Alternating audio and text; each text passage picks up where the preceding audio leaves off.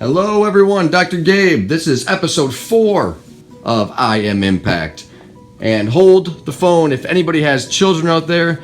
This is the episode for you guys. This is children's health, and more specifically, children's health and the role that chiropractic can play in it. This is a very exciting topic for me because I'm most passionate about raising healthy children. The problem is that most people have no correlation or no understanding between the significance child development and chiropractic care. Most of the time when I bring this up to somebody, or somebody sees me adjusting my daughter or an infant or a baby in the clinic, they're completely dumbfounded on why we would do that. And so tonight I want to help educate you guys on how to make your children so incredibly healthy that people will be asking you, what do you do that makes your daughter or your son so healthy? Why is their immune system better than my child? Why are they not getting sick as often? And really, this is the fundamental, practice or principles on what you're going to teach your entire family, not just now, but also while these kids, go through elementary and high school and all the way into college. Because guess what? When they have the health, the health and wellness knowledge, then they're going to carry that on for the rest of their lives. So you guys stay tuned. An awesome episode.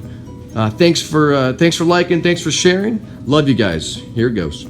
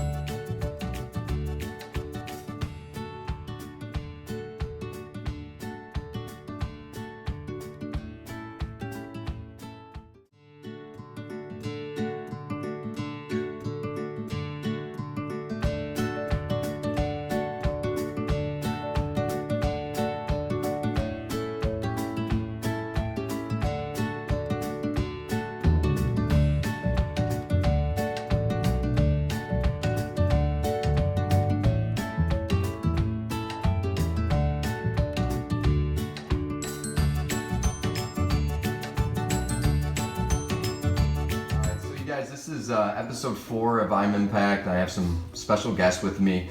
The topic of the show is kids and chiropractic, and I have 2 people here that completely understand the importance of having their kids adjusted. So welcoming onto the show is Jason and Rita. Welcome, guys. You guys, I want you guys to just maybe start from the beginning and just share how you guys started getting your first daughter, Peyton, adjusted.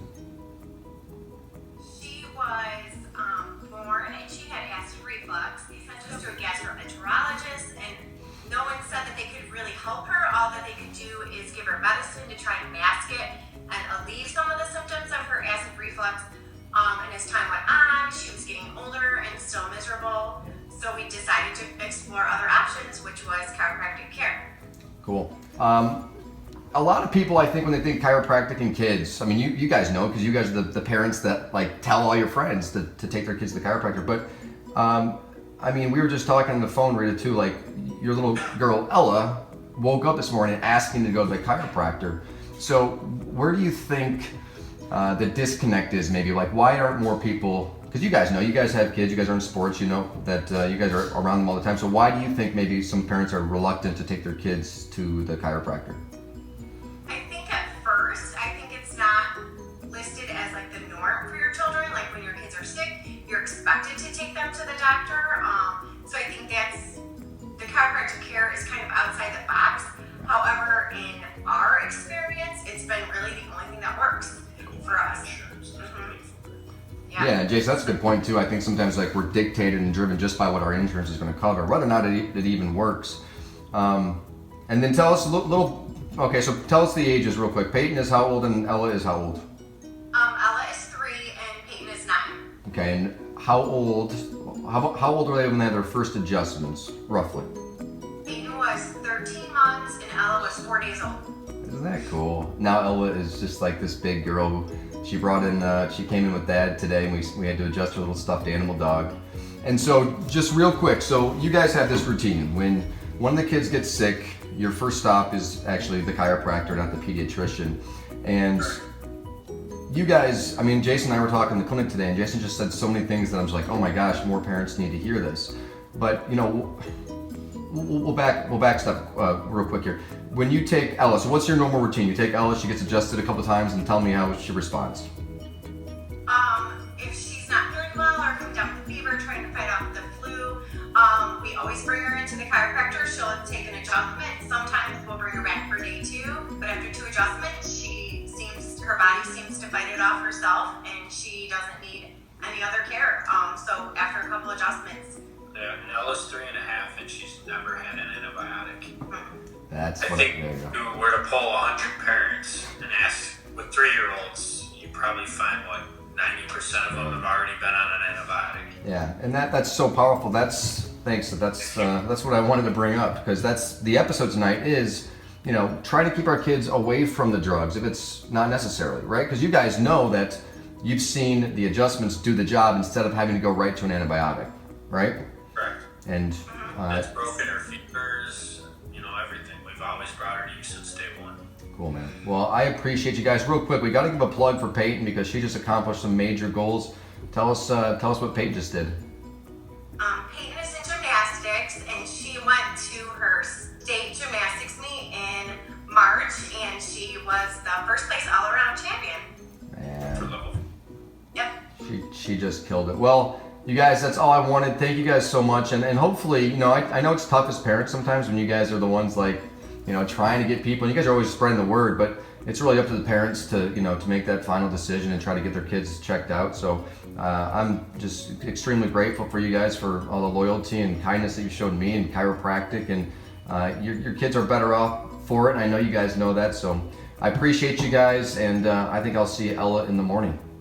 Yep. All right, so let's finish. We got I think the most important part of this discussion. We got Dr. Nick Zopinski in the car here. We're gonna finish up this talk on kids' health and kids and chiropractic. Thanks to Rita, Jason, excellent examples of parents that I don't want to say believe in it, because you know chiropractic's not a belief system. It just, damn it just works. Dr. Nick, you and I were talking. We see so many kids throughout the day. We have, and you can tell your experience too, but the kids at our office, they aren't taking antibiotics. They're not getting ear infections. They're getting off their inhalers. They take no medications, right? And so, you know, I understand that not everybody out there, parent-wise, understands why they should get their kid adjusted. So we were talking about this, but go ahead. You made the first point you said was really good, I thought. Well, I think the first thing you have to say that they're just intimidated by the adjustment itself, which is understandable. You know, if you make the correlation that you're going to adjust me the same way you adjust my bodybuilder husband, so you know, how could you do it? You know? Let's debunk that. Let's debunk that. That's not true, right? Exactly. The amount of pressure and the way that you adjust a child is completely different. Right. We use the tip of our fingers, we find the misalignment, and then take the pressure off the nerve, and then the babies respond almost instantaneous sometimes. Exactly, yeah. What was the next one? The second one was, what was it? Oh, the idea that generally the kid is just healthy. So how can you think that, why does a baby need it? You know, why? Which is a good question, right? Like if your kid doesn't express a symptom, then why would you get them adjusted? So I will just speak from my behalf and what we tell patients, but listen, we are every single day under stress. Good stress and bad stress. The reason I adjust my daughter is because I want her to make sure that her spine, her nervous system is flourishing at all times, no matter what external stress is coming at her, right? And so I want her to have the strongest nervous system at all times, period. With symptoms, without symptoms, I will check her every single week of my life, really, not her life. Also, most importantly, to understand, especially children, not only they're always under stress, but they're always growing. They're always developing, right? Great point, man. Why not support the development in the best possible way? Because development doesn't occur without nerve function, right? So if you can develop in proper nerve function, then so what happened? I mean, darn good. I want to keep going because I know we're limited time, but I mean, it's muscle, cell, tissue, and organ. That's what the nervous system supplies. So you better pay attention to it and not wait 30 years until you take your first glimpse.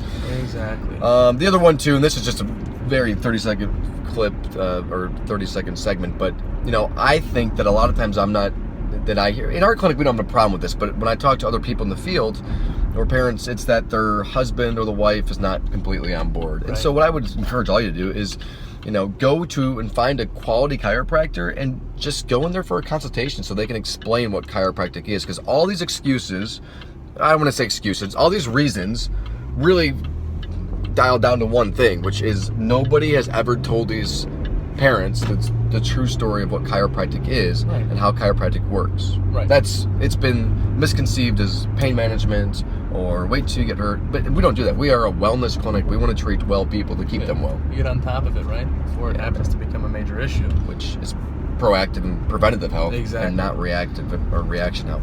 It's tough because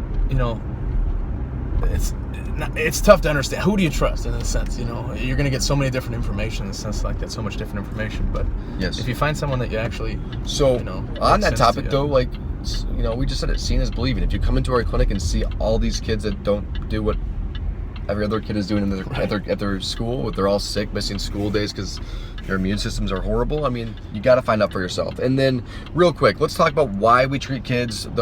We treat the well kids, but we also do have parents that bring their kids in for health reasons.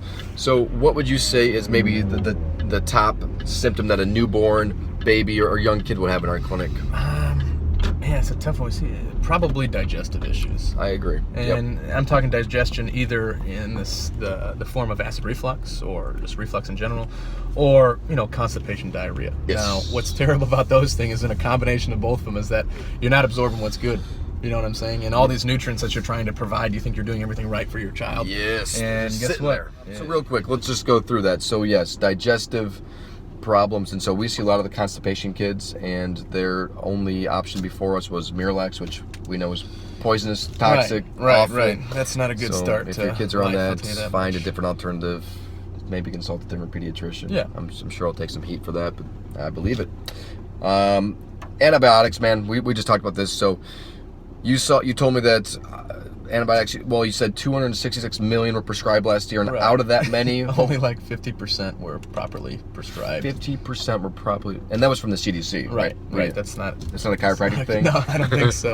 All right, so that's just like that. You said that's just guesswork. We're just giving antibiotics away like candy, and we know the long-term effects of antibiotics are completely destroying to the immune system, the gut health of children. That's why we see so many kids with gut issues. I think the funny thing about that is that for the individual that prescribes the antibiotic, if it works, they're a savior, But if it doesn't work, they just say, you know what, sorry, Yeah. we must have gave you the wrong thing, or Here's we'll another- try something a little bit different. And then, And then you never get to the root cause anyway. So why is your kid constantly getting sick? Well, Exactly. because their that's nervous system has to be functioning so low, and that's the real issue. It's not that their body's deprived of antibiotics.